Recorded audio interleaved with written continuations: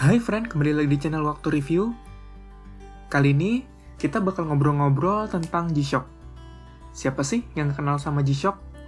Kalau inget zaman SMP dulu, mungkin kalau ada yang make, berasa kayak anak yang paling keren di sekolah ya. Walau mungkin jamnya sebenarnya kegedean. Jam yang dipakai pekerja lapangan, militer, pekerja kantoran, anak kuliahan, dari muda sampai tua. Dari cewek maupun juga cowok. Jam yang kolektor jam tangan kelas kakap sekalipun, yang jamnya udah puluhan atau ratusan jam, dari entry level sampai luxury watch, biasanya ada aja satu jam tangan G-Shock yang nyempil di antara koleksi-koleksinya yang banyak itu.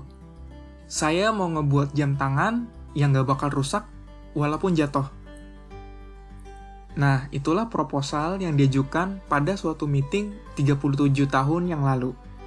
Misi yang dimulai karena dipicu oleh beliau yang menjatuhkan dan merusakkan hadiah jam pemberian dari ayahnya. Pada zaman itu, jam emang adalah instrumen yang bisa dibilang ringkih. Jadi kalau jatuh, ya rusak. Konsep jam yang tangguh emang belum ada. Dan singkat cerita, proposal tersebut pun diterima. Maka dibentuklah tim yang penanggung jawabnya ada 3 orang untuk mengembangkan jam tangguh ini. Awalnya, tim ini berasumsi hal yang terbaik adalah menutupi keseluruhannya dengan material yang lunak, lalu coba dijatuhkan. Ternyata berapa banyak karet yang digunakan, tetap aja jamnya rusak. Dengan berbagai penambahan material, maka ukurannya juga makin gede. Waktu itu udah kayak ukuran bola softball. Kemudian dicoba lagi, dan dicoba lagi.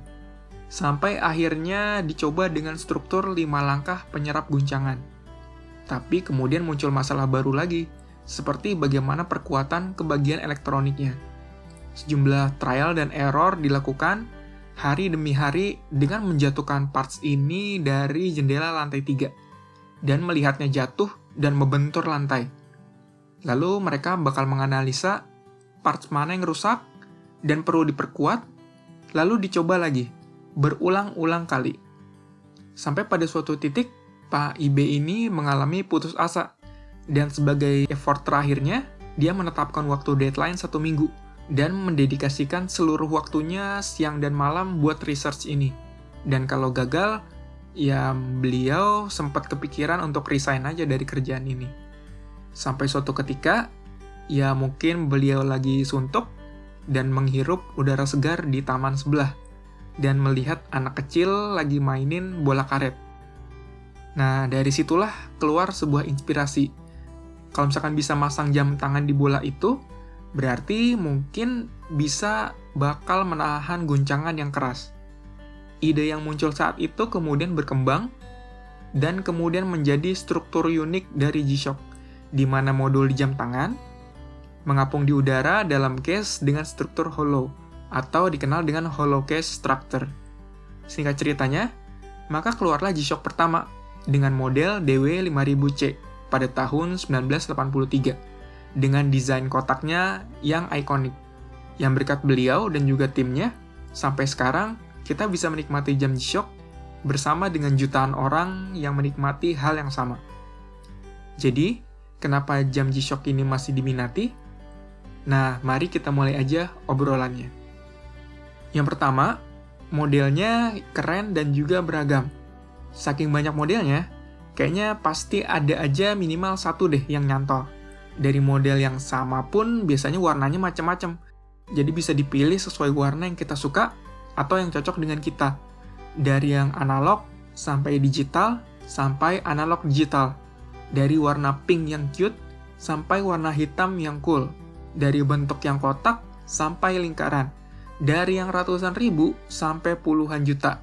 Semuanya ada di sini, di G-Shock. Yang kedua, karena ketangguhannya. Ini mungkin nggak usah dibahas lagi ya, karena semuanya udah tahu. Dari desain case-nya dengan bezel tebal buat melindungi kaca display, band yang juga digunakan untuk menyerap guncangan, pelindung di semua arah, dan juga daya tahan baterainya, ketangguhannya emang semuanya nggak bisa diragukan lagi. Ketiga, fitur-fitur tambahannya. Berbagai fitur disematkan ke G-Shock sesuai dengan seri dan juga tipenya. Ada yang dibekali fitur sederhana aja, seperti stopwatch, work time, dan juga timer. Sampai ada juga yang dibekali fitur yang lebih advance seperti multi-band 6, Bluetooth, thermometer, altimeter, kompas, taf solar, dan juga lain-lain. Yang keempat, karena harganya. Walaupun sebegitu tangguhnya, bisa dibilang jam G-Shock ini relatif murah. Tapi, hati-hati ya, jangan tergoda sama harganya kalau misalkan ternyata kebangetan murahnya. Karena kemungkinan itu clone atau palsu. Sekarang banyak banget loh jam G-Shock yang palsu itu. Daripada beli yang palsu, mendingan buat sendiri jam G-Shock dari kertas. Dan ini official loh, ada di webnya G-Shock. Tapi ini pasti nggak tahan air ya. Yang kelima, jam terbaik untuk aktivitas outdoor. Bahan yang umumnya dari resin, tahan air, tahan benturan, serta segenap fitur yang cocok digunakan bukan hanya sebagai penunjuk waktu aja, tapi dilengkapi penunjang kegiatan outdoor juga. Ini adalah tipe jam yang kalau dipakai, nggak perlu khawatir lagi, karena nggak perlu dimanjain, kebentur-bentur oke, basah-basahan juga oke. Jadi, gimana menurut kalian? Apa yang menjadi alasan kalian pakai G-Shock? Atau kenapa kalian belum pakai G-Shock? Coba deh, tulis di kolom komentar di bawah. Segitu dulu dari saya. Jangan lupa like dan juga subscribe. Sampai ketemu di video berikutnya ya.